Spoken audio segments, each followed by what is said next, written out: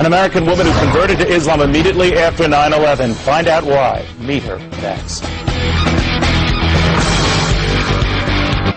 Well, she was the girl next door, blonde hair, blue eyes, a practicing Catholic, but after 9/11, she found herself drawn to Islam, a religion she says empowered her. Or what does she think of radical Islam and the folks who want to kill us? Angela Collins is the director and principal of the Al Rida Academy. It's a school for Muslim children in Southern California. Thank you for joining us.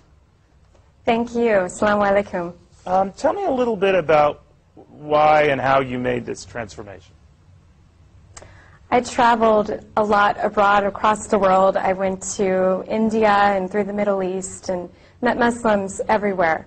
And the people that I met were so genuine and generous in their nature. And I wanted to learn a lot more about them.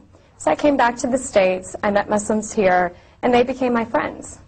And then 9/11 happened, and our entire country pointed their finger. They blamed Muslims, of course. And I had an opposite experience of knowing these people, so I spoke out against it. But then, of course, I'm challenged, and people want to know what Islam really teaches, and I didn't have that knowledge. So what I did is I picked up a Quran, and I started reading, of course thinking, here's a book that discriminates against women, does not give them their equal rights, is not fair and divided. But I found exactly the opposite after reading the direct source and the direct word of God. And after that, I took my Shahada, and I converted to Islam. Do you think, Angela, that the fact that we don't hear more protests from, let's say, normal, caring Muslims such as yourself, and from the Muslim community itself, about some of the outrageous comments from the more, I don't know, Islamo-fascist side of the aisle, that rightly gives Americans pause?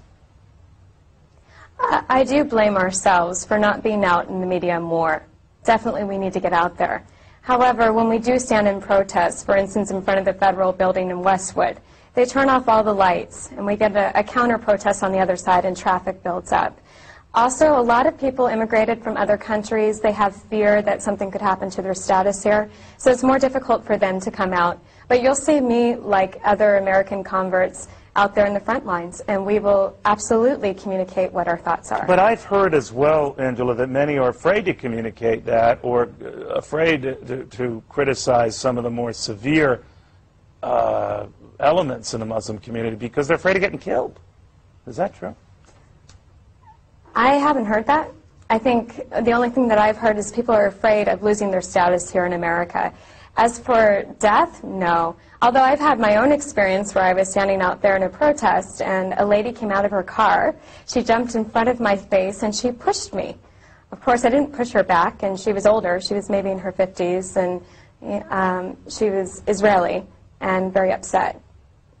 I just figured she was responding with her emotions, but I didn't react. But you know, there are a lot of, we're showing a picture of you, Angela, before you made this transformation and became a practicing Muslim, and a lot of young women who would be looking at you now versus then would say, all right, she's covered herself up, she seems to have given away a lot of herself for religion we don't understand and somehow seems detrimental to women. You're saying that's not the case?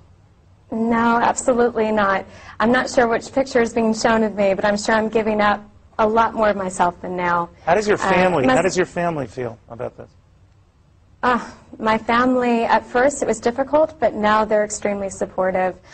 We have conversations. We talk about terrorism all the time. I remind them that, Catholic, hey, right, that's a Angela? story. Have any of them? Yeah, have they're any Catholic, of them become Irish Muslim? Catholic. No, they haven't. Okay. No. Angela, thank you for joining us in Irvine, California. Angela Collins. Thank you.